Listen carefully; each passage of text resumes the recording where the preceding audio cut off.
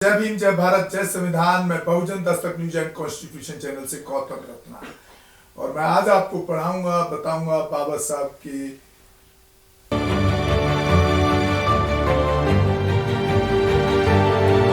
बाबा साहब भीमराव अंबेडकर जी की आत्मकथा, ऑटोबायोग्राफी, जो उन्हीं के द्वारा लिखी गई एक किताब है, वेटिंग फॉर पिज़्ज़ा। तो इससे पहले आप हमारे 10 एपिसोड देख चुके हैं और ये 11वां एपिसोड है, और मैं उम्मीद करता हूं कि आप लगातार हर एपिसोड को देखते रहेंगे। तो शुरू करते हैं 11वां एपिसोड। इस बीच बंगले के लिए मंत्री का फैसला अनुकूल रूप से हो जाएगा, ताकि पारसी सुनने के बाद नहीं, दोबारा लेना नहीं चाहिए, गलती हुई, शुरू से तो शुरू करते हैं।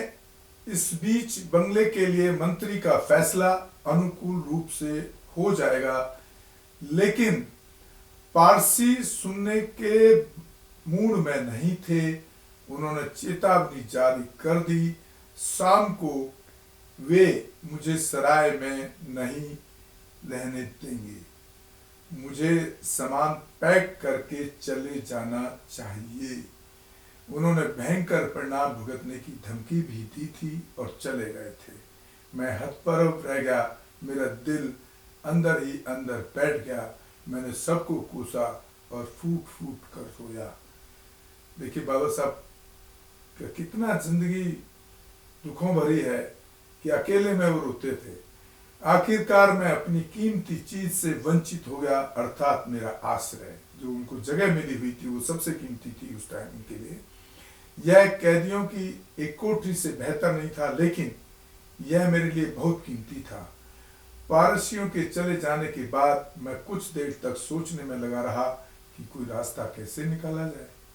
मुझे उम्मीद थी कि मुझे जल्द ही सरकारी बंगला मिल जाएगा और मेरी परेशानियां खत्म हो जाएंगी। इसलिए मेरी समस्या एक अस्थायी समस्या थी, और मैंने सोचा कि दोस्तों के पास जाना एक अच्छा समाधान होगा।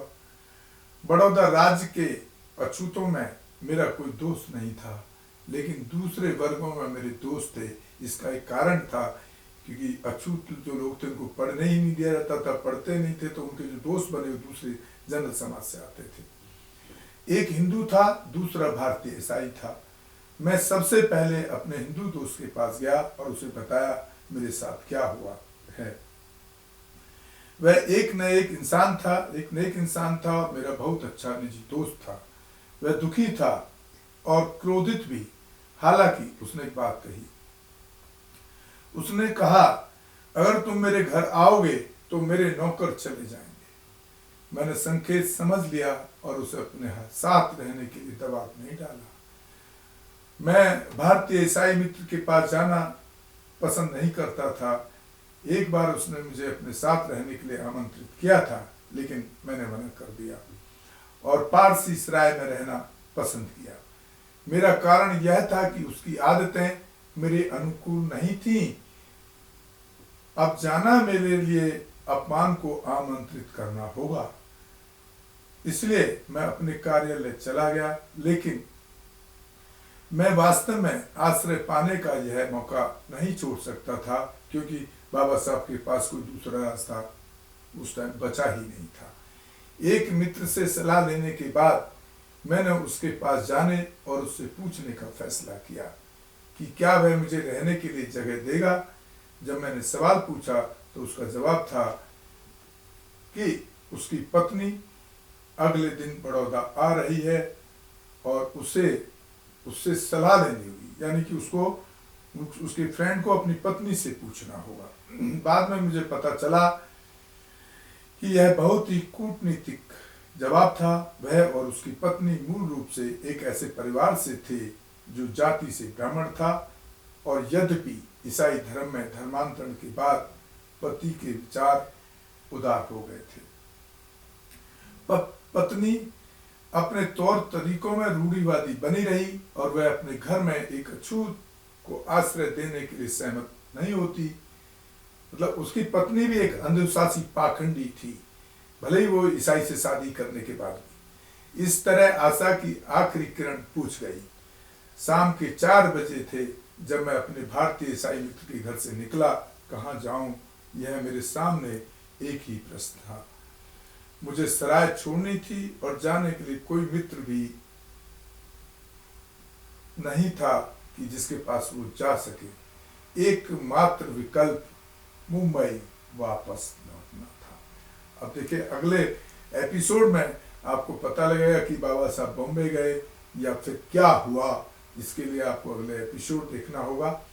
तो साथियों, ये हमारा 11वां एपिसोड आप देख रहे थे अभी।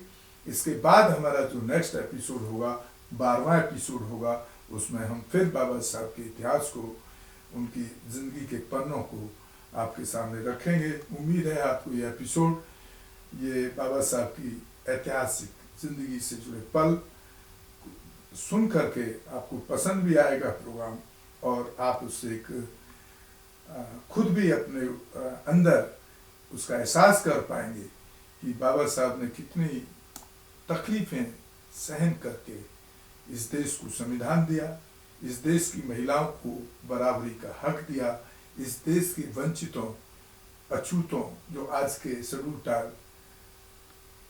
कास्ट, ओबीसी के रूप में संविधान में काउंट किए जाते हैं, गिने जाते हैं, जिनको आप बहुत सारी मूलभूत सुविधाएं भी मिली बाबा साहब के संविधान में बराबरी का हक देने के बाद। महिलाओं को बराबरी का हक मिला उनके हिंदू कोड बिल से।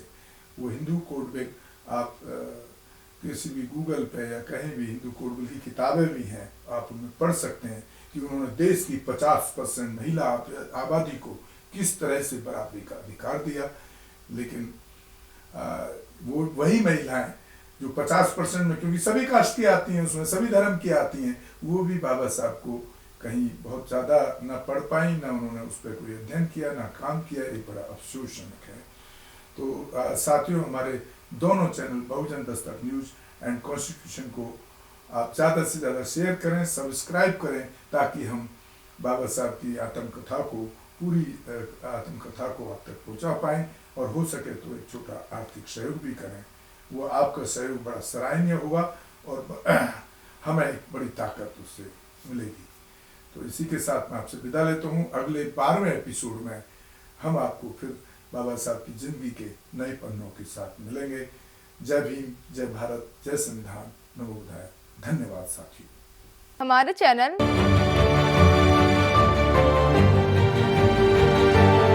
लाइक, शेयर, सब्सक्राइब देखना मत भूलिएगा। जय भीम, जय भारत, जय संविधान, नमो बुद्धाय। धन्यवाद। चैनल आर्थिक समस्या से गुजर रहा है।